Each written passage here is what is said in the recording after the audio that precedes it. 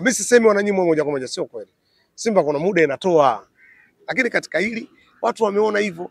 Sasa nimejaribu kusikiliza, ukisikiliza maneno alozungumza yule Mnandi kama umeyasikiliza vizuri. Manake Mnandi amekaa na hao wahamasishaji mtaani, wahamasishaji wakaona wamenyimwa haki ya kwenda kuitangaza jezi.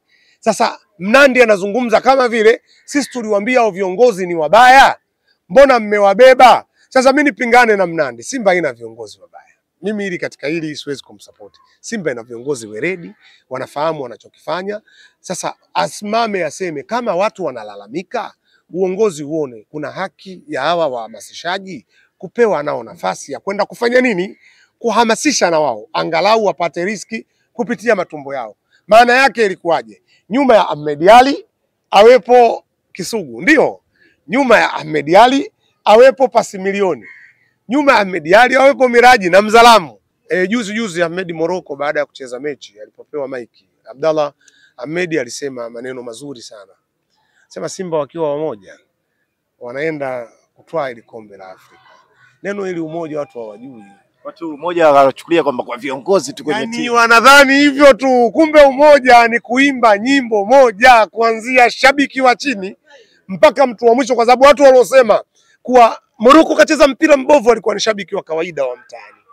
Ambaye mchezaji akikusikia shabiki wa kawaida unasema Morocco amecheza mpira mbovu, anasema kumbe lawama zimeenda kwa Morocco, mimi sina tena. Hawezi kujituma. Umeelewa vizuri? Lakini kuna mtu wa katikati hapa, huyu mhamasishaji akisikia vile naye anasema sina tena kazi ya kuzungumza. Si Morocco. Lawama ni tabia. Ukiwa nayo ukawa una tabia ya kuipeleka sehemu, inaishi. Itaishi hapo kila nyakati. Na wewe utakuwa ushapata kivuli cha kukalia. Kila tukikuoje, msingi wako utakuwa lawama. Sababu umejivisha tabia ya lawama. Tunapaswa kuepuka tabia ya lawama. Yaani tufanye kama story sasa.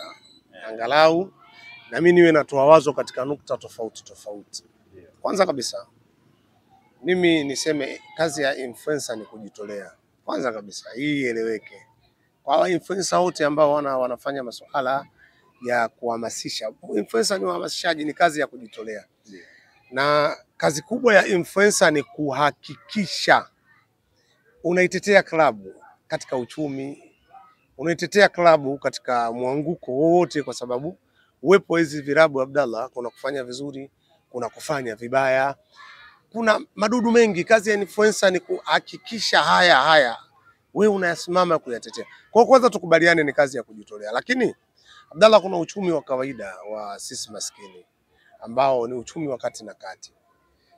Unapoamka kujitolea na ukawashawishi watu wa kuunge mkono, kuna muda hawa watu wanahitaji kukusikia.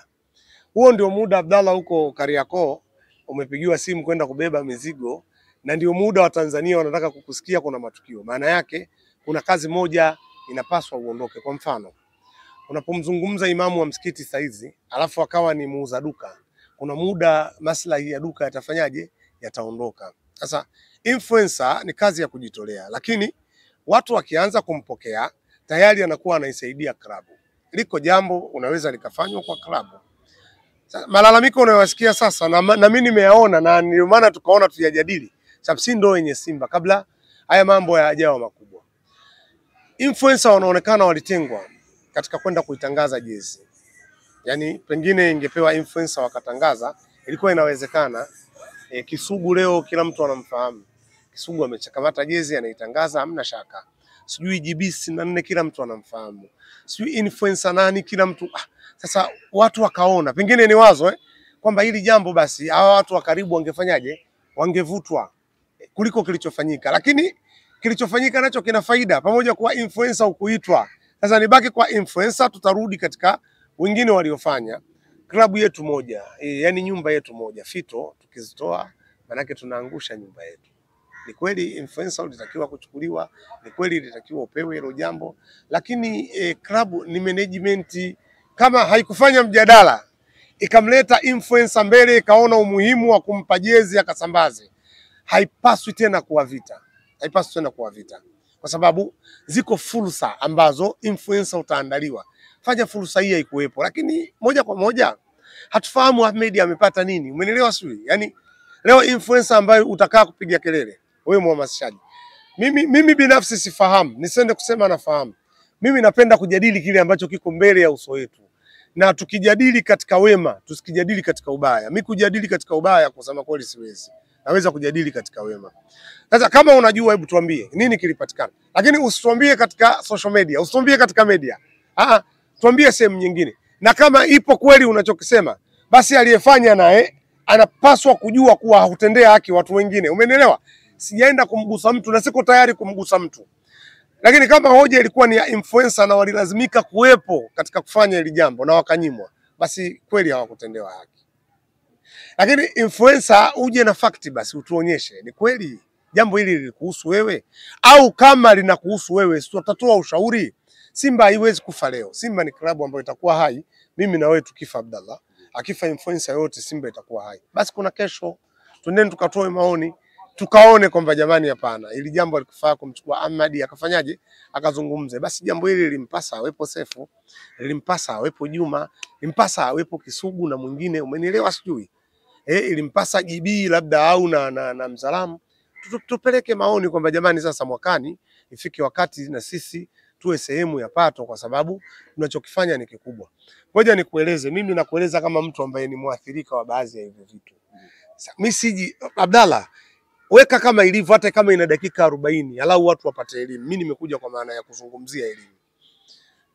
Mimi niliwahi kukutwa na tatizo. Sisi tunaishi katika jamii, hata Yanga ni rafiki zetu, tusiwe waongo. Lakini tunapoenda kwenye kuhakikisha management ya Simba inasimama, hatuna urafiki. Hata mimi sina urafiki na mtu wa Yanga wakati na maiki ya Simba. Lakini nikivua maiki, mimi ni mwanadamu ambaye na supportiwa na vitu fulani. Niliwahi kupata shida mimi. Niko Tanga na shida 15,000 nauli, initoe naenda Tanga mjini 15,000 kwenda 15,000 kurudi nipate kula. Kampigia simu mtu wa Yanga, rafiki yangu sana. Sasa nimstiri jina. Na sio miongoni mwa watu maarufu, ni mtu wa mtaani, tumeishi kwa kusaidiana. Aliniambia kwa sasa siwezi kukupa fedha kwa sababu unamtukana engineer. Umenielewa sijui? Tunafikia hapo katika mpira. Sasa nimenyimwa, siwezi kumpigia simu Ahmed Ally. Zikana hata contract naye sina. Yaani kuna mtu asifikiri mimi kuwa influencer basi nitakuwa na contract hadi ya Ahmed. Sio kweli, mpaka niamue kuitafuta. Siwezi kwenda kumpigia simu yule Checharito sijui anamuita.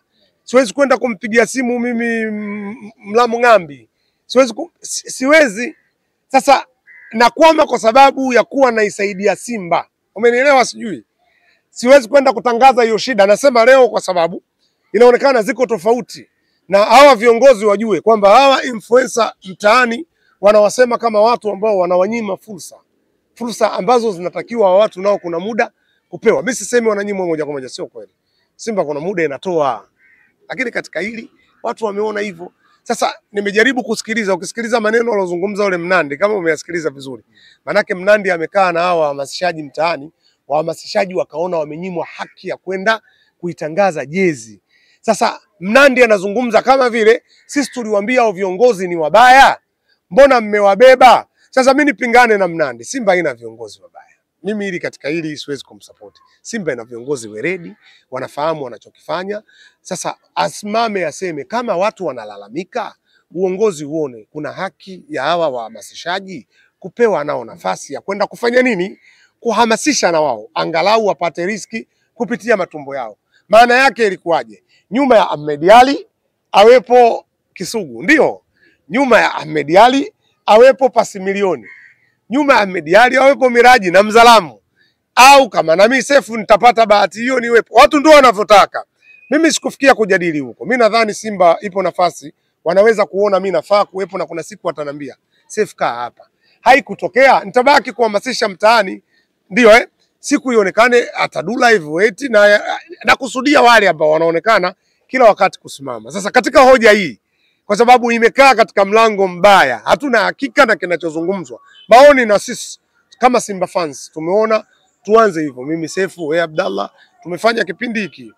Tuseme ifike wakati tusizungumze nje. Mimi nalalamikaga sana. Jambo la Simba halipaswi kuzungumzwa nje na Simba.